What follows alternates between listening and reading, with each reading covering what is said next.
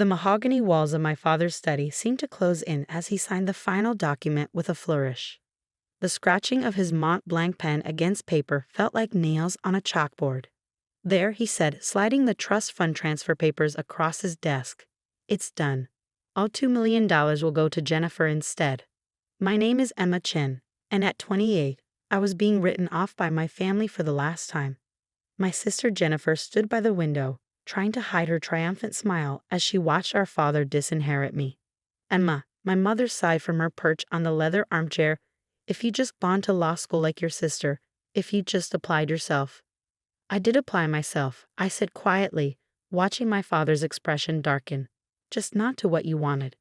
Playing with computers in your apartment isn't applying yourself, he snapped, standing up to tower over his desk. Your sister made partner at Thompson and Mitchell at 32. Meanwhile, you're what?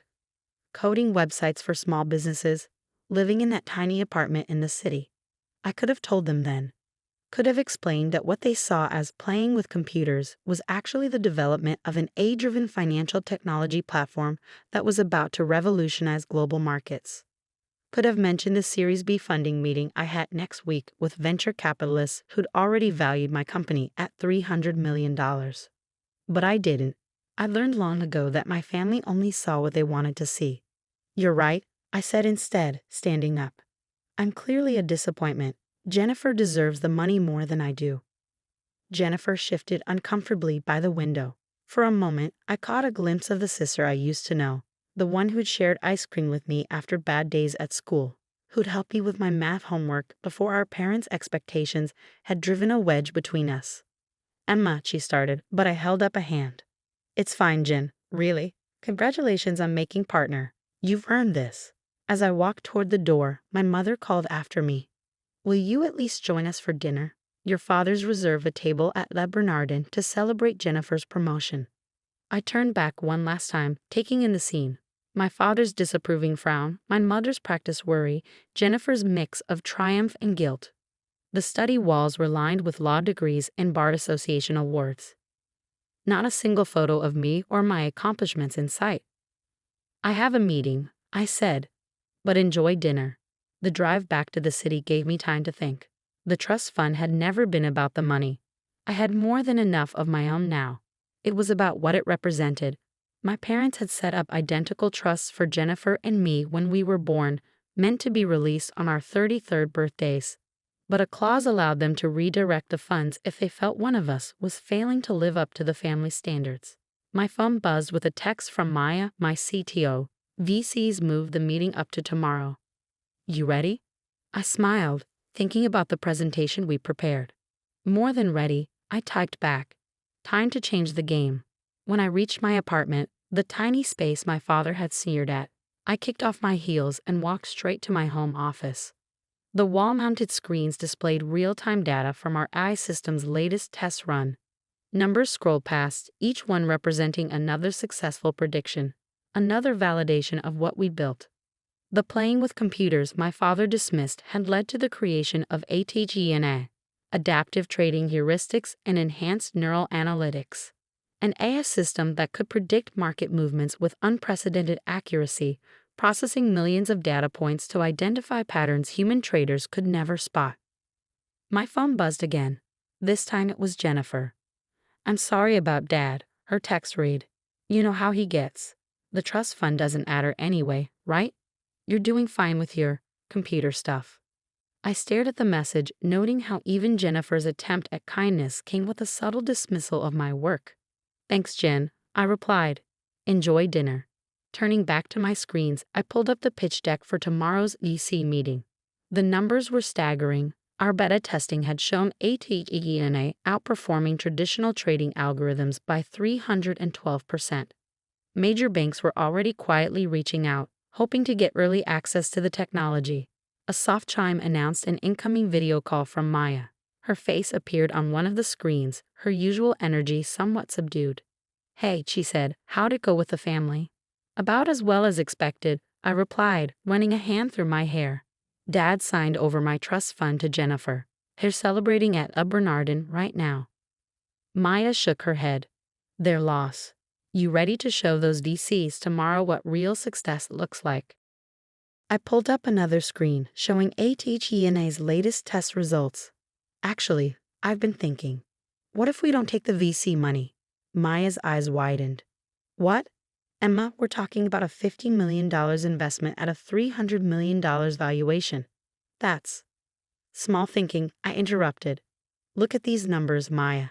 We don't need VC funding.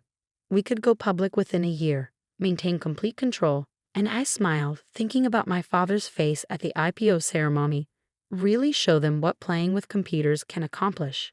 Maya was quiet for a moment, processing. Then a slow grin spread across her face. You want to build an empire. I want to build something that even my father can't dismiss, I corrected. Something that changes the way the entire financial world operates.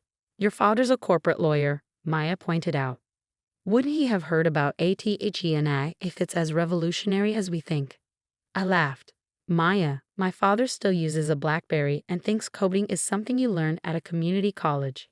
He hasn't heard about ATHENA because he's never bothered to ask what I actually do. His loss, Maya said firmly.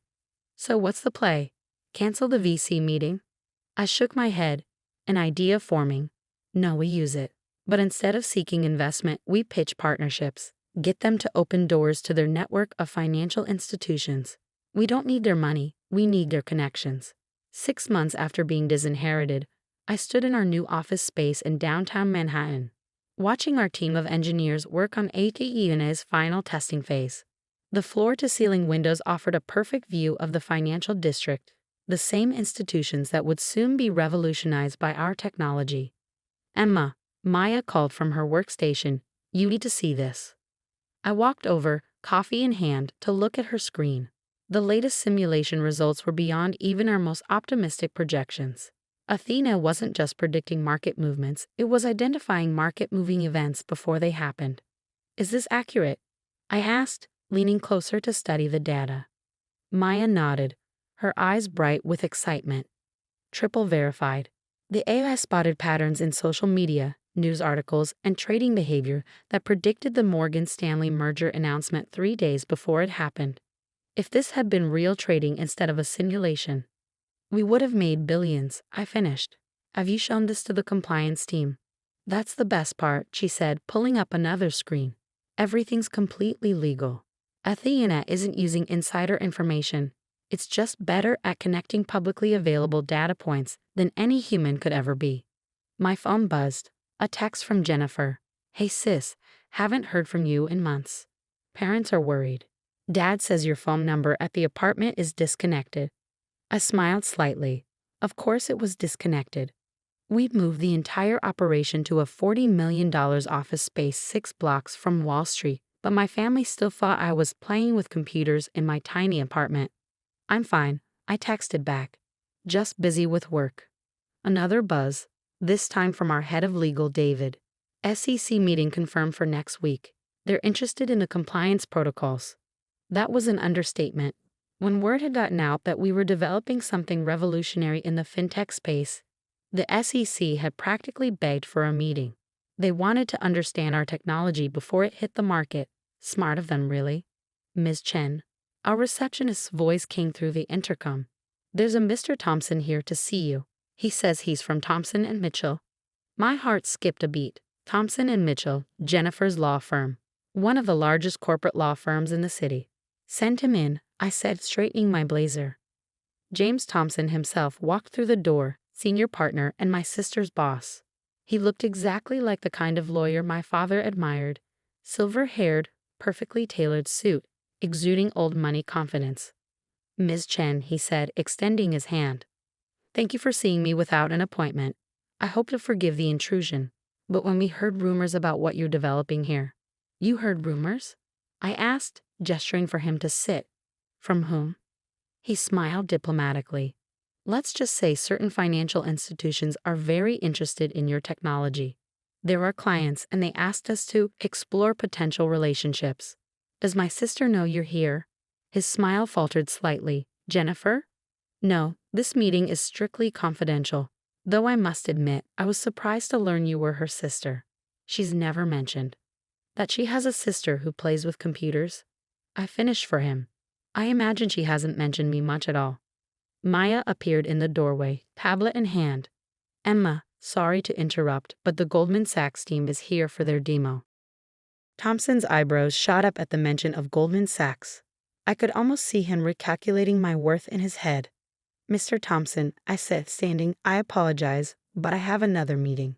If you'd like to discuss potential relationships, you can contact our legal team to schedule something. Of course, he said, rising quickly. But Ms. Chen, whatever Goldman is offering, we can match it. Thompson and Mitchell represents half the major financial institutions in the city. I walked into the door, feeling a strange satisfaction. It's not about the money, Mr. Thompson. It's about changing the game entirely. I'm sure you understand. After he left, Maya gave me a knowing look. You enjoyed that, didn't you? Maybe a little, I admitted. How long until he tells Jennifer about our little operation here? Given that your sister's firm represents billions in financial interests, I'd say about 5 minutes. Sure enough, my phone buzzed again.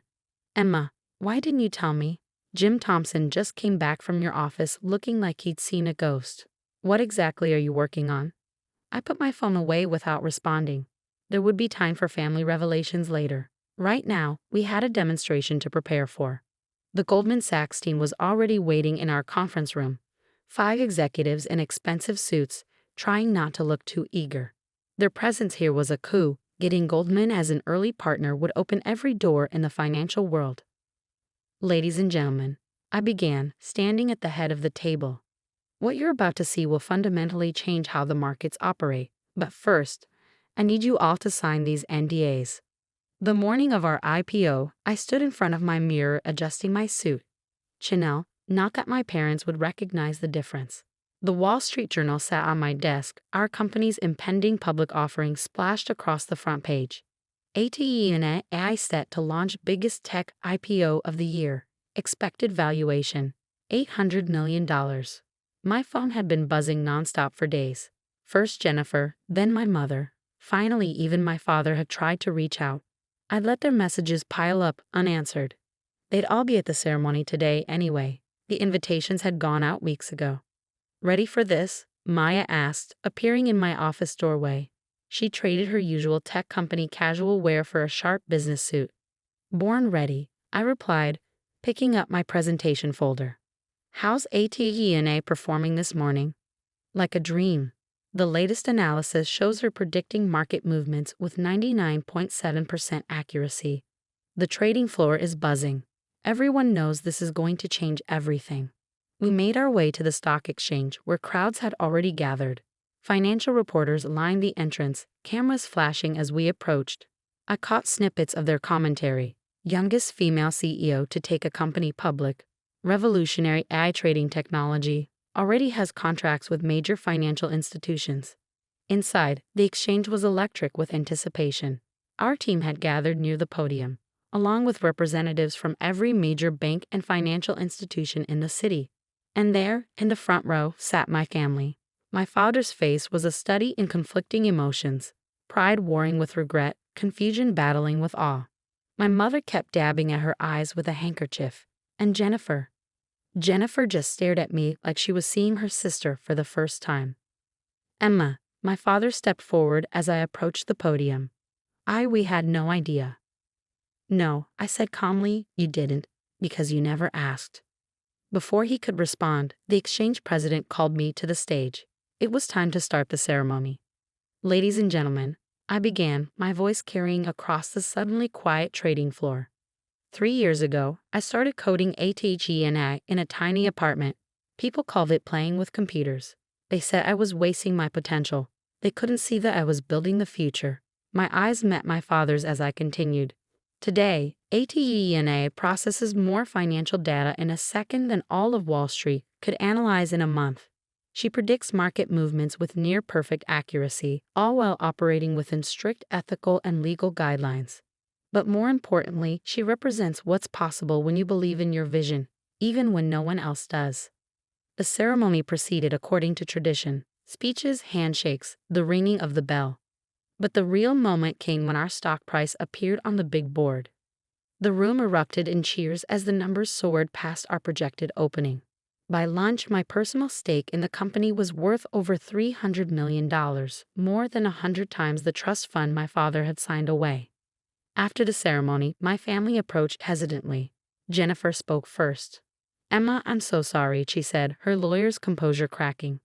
"All this time, when you tried to tell us about your work." "Save it," I said, but not unkindly. "You all saw what you wanted to see." My father cleared his throat. "Princess, about the trust fund." "Keep it," I interrupted. "Jennifer earned it, just like I earned this. Sometimes the best thing someone can do for you is believe you'll fail. It makes success that much sweeter." "But we're family," my mother protested. "We should have supported you." I looked around at my real family, Maya and our team, the people who believed in the vision when it was just lines of code in a tiny apartment. "You're right, we are family," I said. "Which is why you're all invited to dinner tonight. I've reserved the private room at Le Bernardin. I hear it's a good place to celebrate success." My father's face reddened at the reference to that dinner 6 months ago, but he managed a small smile. "We'd be honored." Later that evening, as my family marveled at our company's technology and success over expensive wine, I thought about the long road that had led here, the nights coding while they thought I was wasting time, the meetings they dismissed as playing with computers, the victory they tried to give to someone else.